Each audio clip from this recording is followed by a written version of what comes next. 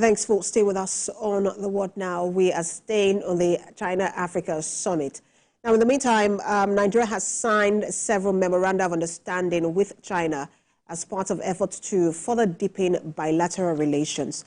Now, for more perspective on the Africa-China Summit, Global Affairs Analyst Dr. Jide Ojo joins me on The What Now. Good to have you join us. It's my pleasure. Good afternoon. Good afternoon. What's your assessment of the impact of the previous China-Africa Summit, especially for Nigeria? Well, it's been positive, considering the fact that there have been a substantial increase in the contractual agreements between Nigeria and China. Many of our infrastructural projects are carried out by Chinese companies, whether you talk about Nigerian railway projects, road projects, dams, even electricity, and several others. So when you look at, in the last 10 years, this is the ninth FOCAC that will be held in 2020. It takes place every 3 years. You will see significant increase in Chinese presence. Unlike in the past, when Nigeria leaned heavily against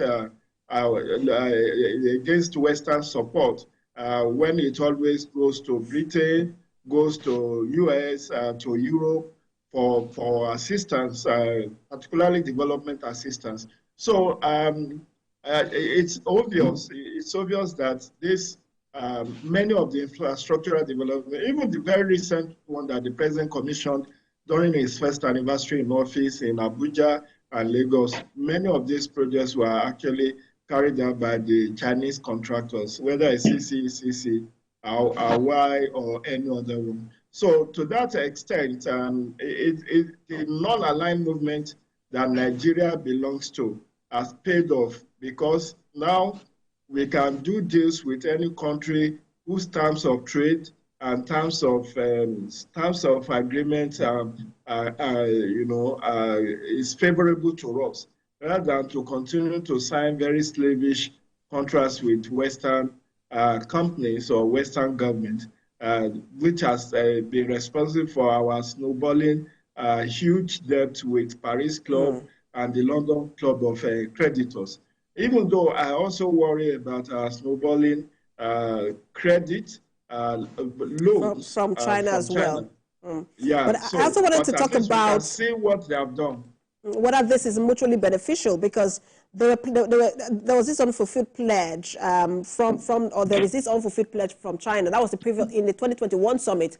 It has promised to buy about $300 billion worth of goods from Africa, and that has not been done. But as it is now, some have said Africa, and especially Nigeria, should be specific as to the sectors where it could channel some of these investments into. As you look at us as a country today with our economy, what area do you think, the president has listed about 10 areas, but what areas do you think that we should focus on and, some of these investments should come to?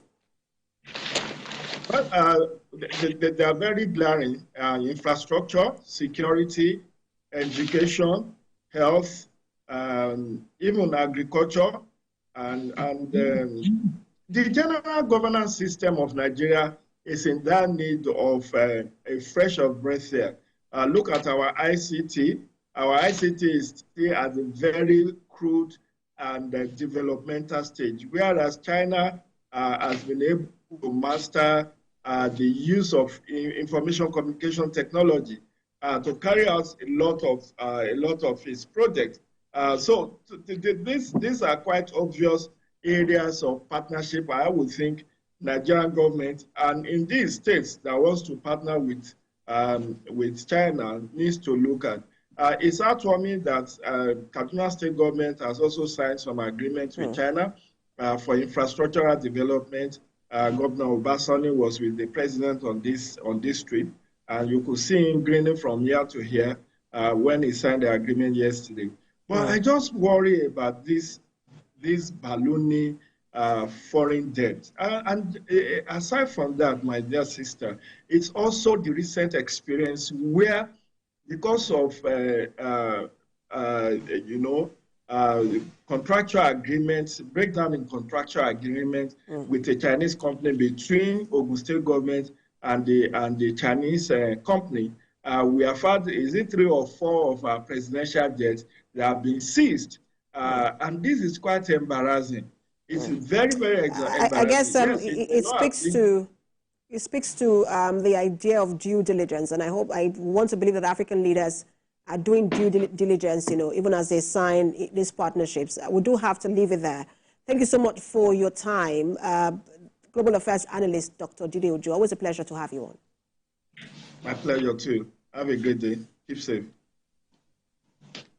We're still in Africa. You get an opposition leader.